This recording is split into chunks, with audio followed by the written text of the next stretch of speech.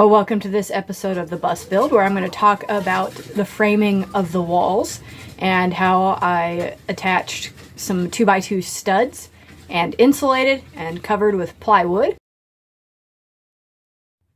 Alright, so you can see that I've cut a piece of insulation to go around the window. It's not quite a perfect fit, but I think I can pop it on there. And then I will glue that in place. That's a 1/2 inch of insulation there. That'll pretty much get it in line with those metal ribs that are around the edge. And then after I put maybe some framing in, add more insulation out to the depth of the framing.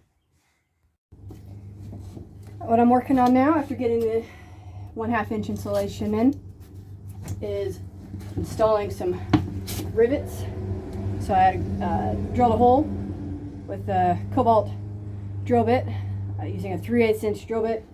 It's a little bit bigger than the manufacturer recommended size for the size of rivet that I'm using, but it's the closest that I have. So this is my tool. Open up the handles, just screw on my rivet, insert it into the hole, and squeeze.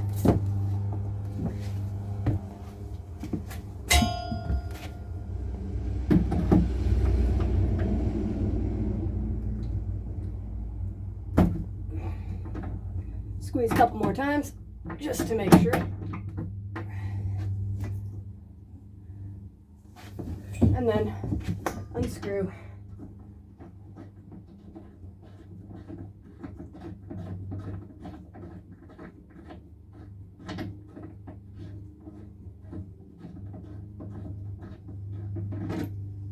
And I'm left with a threaded rivet that I can put a bolt into. I'm going to use it to hold up my 2x2s.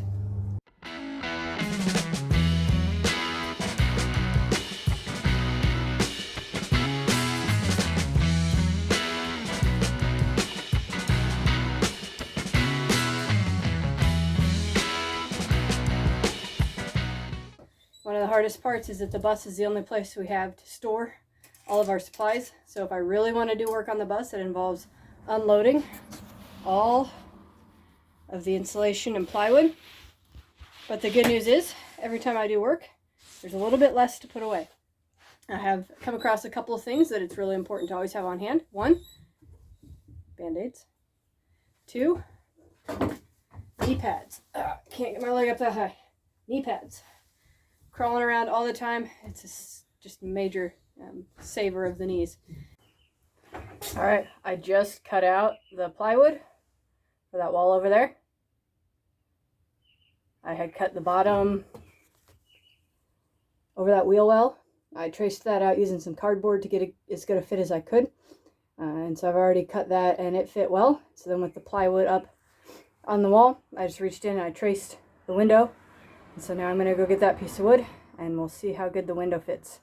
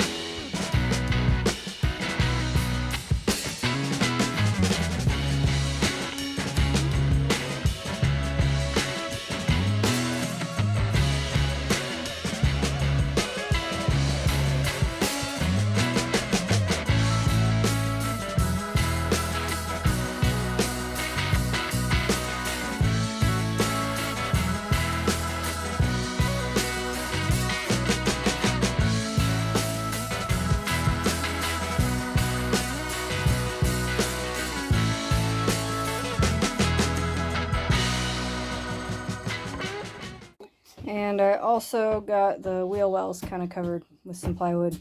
Doesn't look the greatest, but again, I plan on kind of covering everything. So hopefully it covers well in the end. Got my kind of temporary-ish panels in the back. Those cover the lights. So there is insulation, kind of hard to see, but it is 1.5 inches glued in back behind the board. And the board's just held in by 4 screws. You can tell it didn't do the greatest job. We can see the split in the board there, but those 4 screws, that way I can access back there to change light bulbs when needed. I have to deal with, I can never get any work done because what happens? I get interrupted by a child. That's not my fault. She's just gonna cry if I didn't come out here and tell you. Okay. Mom. Yeah. I need to go poop. Alright, go on in there. I'll come in a few minutes.